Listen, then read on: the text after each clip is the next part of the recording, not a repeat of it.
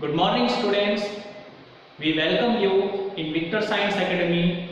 Today we are going to start the subject Mathematics Standard 10th NCERT chapter number 3rd exercise 3.3 question title number 5. Now students, let's see. A fraction becomes 9 upon 11 if 2 is added to both the numerator and denominator. If 3 is added to both the numerator and the denominator, it becomes 5 upon 6. Find the fractions. तो students, आपको हमेशा ऐसे topic पे क्या ध्यान देना है, तो सबसे पहले स्टेप वाले सम में उस क्वेश्चंस को अच्छे तरह से रीड करना है 1 टाइम्स 2 टाइम्स, जिसके कारण आपको वो क्वेश्चंस पहले समझ में आ जाना चाहिए। तो जैसे हम यहाँ देखते हैं students, a fraction becomes 9 upon 11, तो ये आपका एक सेंटेंस है, फर्स्ट सेंटेंस। जो फर्स्ट सेंटेंस में सबसे पहले ही आपको 9 अपॉन 11 बता दी गई है, मतलब फ्रैक्शंस पहले ही आपको दे दिया गया है और बाद में उसकी रीजंस आपको समझाई जा रही है कि 2 नंबर्स ऐड करना है। किसमें ऐड करना है? तो दैट इज कॉल्ड न्यूमरेटर में ऐड करना है एंड देन आफ्टर डिनोमिनेटर में ऐड करना है। ओके स्टूडेंट्स, तो इस टॉपिक को लिखने से पहले सबसे पहले जैसे आप यहाँ देखते हैं, तो हम हमेशा लास्ट सेंटेंस में जाना पसंद करेंगे क्योंकि वहां से आपको एक स्ट्रॉन्ग स्टेप आ जाएगी। ठीक है, तो फाइंड द फ्रैक्शंस बोला है, तो सबसे पहले एक स्ट्रॉन्ग स्टेप दीजिए फ्रैक्शंस के लिए, जिसमें आपको स्टूडेंट्स यहाँ पे न्यूमरेटर, जो हमारा न्यूमरेटर आ रहा है, जो पहले आ रहे हैं, जो सबसे पहले आ रहे हैं, जो सेंटेंस में सबसे पहले आते हैं, उसको हम x का दर्जा देंगे और जो ये डिनोमिनेटर है उसको हम y का दर्जा देंगे। ओके स्टूडेंट्स, ऐसा। तो let's we start the solution here. Okay, yeah that is solution. Let the numerator of a fraction be x, the denominator of a fraction be y, the required fractions is x upon y। ये आपका एक प्रकार का strong step हो जाता है। ठीक है, अब हम उस पे जाएंगे जहां हमें 2 number that is 2 numbers add करने बोला गया है। तो उसके लिए हम एक ऐसा स्टेप लिखेंगे, if 2 is added to both the numerator and the denominator and its fractions becomes 9 upon 11। इस तरह से आप लिखिए। अब देखिए यहाँ पे क्या करना है, तो दैट इज कॉल्ड आपको 2 नंबर्स ऐड करने थे। कहाँ ऐड करने थे? तो दैट इज कॉल्ड न्यूमरेटर में करना है और डिनोमिनेटर में करना है। तो उसके लिए हम यहाँ पे सेंटेंस तैयार कर रहे हैं, मतलब उसका एक इक्वेशंस तैयार करना है। तो देखिए 2 नंबर जब आप न्यूमरेटर पे ऐड कर रहे हैं तो x+2 लिखिए। फ्रैक्शंस की बात है तो अपॉन y+2 लिख दीजिए students and equal to 9 upon 11। अब यहाँ क्या करना है आपको, तो ये जो 11 देख रहे हैं आप, इस 11 को आप क्रॉस मल्टीप्लिकेशन करिए। ये 11 सीधा स्ट्रेट फॉरवर्ड इसके पास जाएगा और y+2 है वो 9 के पास चले जाएगा स्टूडेंट्स। तो देख सकते हैं आप यहाँ पे इस तरह से हमेशा अरेंजमेंट करना पड़ेगा। ठीक है, तो इस तरह से आप लिखेंगे 11 bracket x+2 bracket close equal to 9 bracket y+2। Okay, now see, अभी जो हमने 11 ब्रैकेट x+2 था तो उसके लिए क्या हो जाएगा, तो 11 है जो 2 से मल्टीप्लाई होगा, 11 दैट इज कॉल्ड x से मल्टीप्लाई होगा, जो आपको 11x आते हैं। वही 11 वापस 2 से मल्टीप्लाई करेंगे दैट इज +22 आ जाएगा, इक्वल टू दैट इज 9 है वो ब्रैकेट में y+2 था तो 9y से मल्टीप्लाई होने से 9y आ जाएगी एंड देन आफ्टर +18 हो जाएगा, 9 2 जा 18। ओके स्टूडेंट्स, ऐसा। अब इसके बाद यहाँ पे आपको variables that is full understanding करना है कि वेरिएबल्स को हमें क्या करना चाहिए, तो वेरिएबल्स को वेरिएबल्स के पास ले जाना है। तो 9y है उसे आप उठा के इस साइड ले जाइए, वैसे ही जब वो क्रॉस करेगा equal to that is called minus हो जाएगा एंड आफ्टर +22 है वो इस साइड आएगी दैट इज कॉल्ड -22, जो इस तरह से आपको अरेंजमेंट आ जाती है। ओके स्टूडेंट्स, तो that is 11x minus 9y equal to 18 minus 20। अब हम क्या करेंगे यहाँ पे, तो coefficients value, that is calculate the coefficients value. Okay students, here so that is 18 and minus 22, we get here minus 4. okay, so that is 11x as it is नीचे आएगी, minus 9y भी नीचे आ जाएगी और equal to minus 4. इस तरह से we have that is received first equation. This is our first equation. okay students, now अब हम देखेंगे यहाँ पे जो हमें 3 नंबर्स ऐड करने के लिए बोले थे, 3 नंबर्स ऐड करना है हमें, that is called numerators and then after denominators. Okay students, तो उसके लिए हम ऐसा स्टेप लिखेंगे, if 3 is added to both the numerator and the denominator and its fractions is 5/6. Okay, same as जैसे हमने वहां पे 2 ऐड करके हमने इक्वेशंस तैयार की, उसी तरह से हम इधर 3 से भी इक्वेशंस तैयार करेंगे. तो that is x + 3 upon y + 3 equal to 5/6.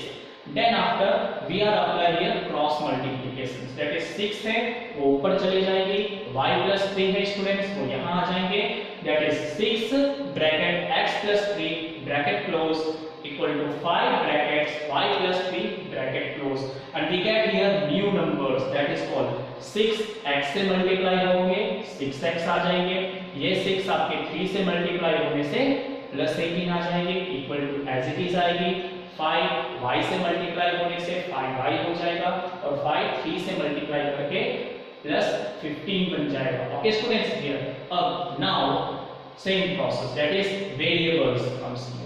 Okay students, तो वेरिएबल्स जो आते हैं तो वेरिएबल्स को वेरिएबल्स के साइड ले जाइए और +18 है उसे आप कोएफिशिएंट्स के साइड ले जाइए. तो we get here 6x - 5y equal to 15 - 18, and इन दोनों को आप कैलकुलेट करिए स्टूडेंट्स. तो 18 में से 15 चले जाएगी, you get here -3. Why the minus comes here? Because 18, the number 18 is greater than the 15 and the sign is minus. That's why we are put here minus sign. So remember that we got here, that is called second equation. Okay. Now here that is we are applying here substitution method. Which methods? That is called the substitution method.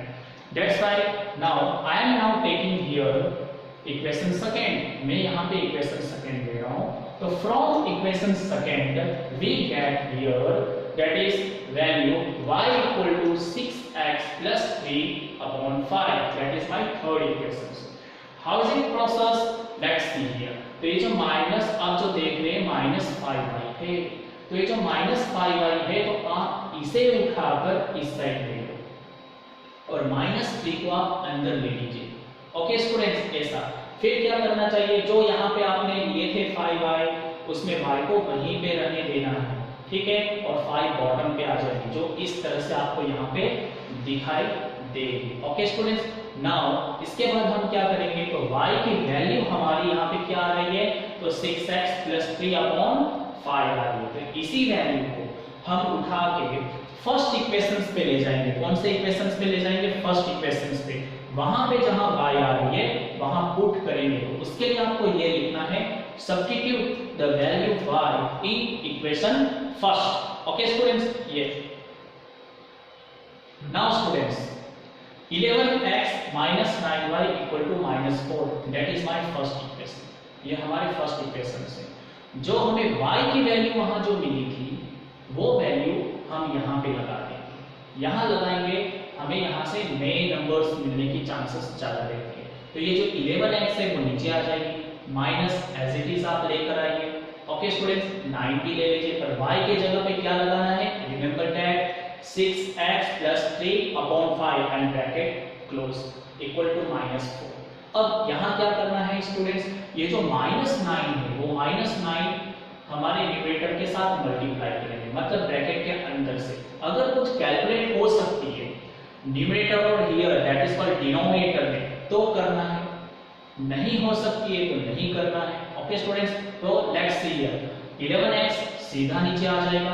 Okay students, minus plus minus 9 6 54, ये x आ जाएगी, minus plus minus 9 3 27 और equal to -4, ऐसे लिखना है. यहाँ पे आपको क्या ध्यान देना है, तो ये जो 5 है वो 5 हमें यहाँ से रिमूव कर देने हैं।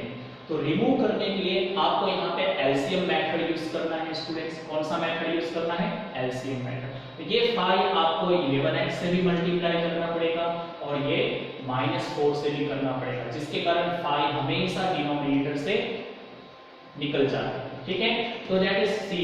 तो 55x, 5 को जब हमने 11x से मल्टीप्लाई किया 55x आ गया, -54x -27 एज इट इज नीचे लगा दीजिए।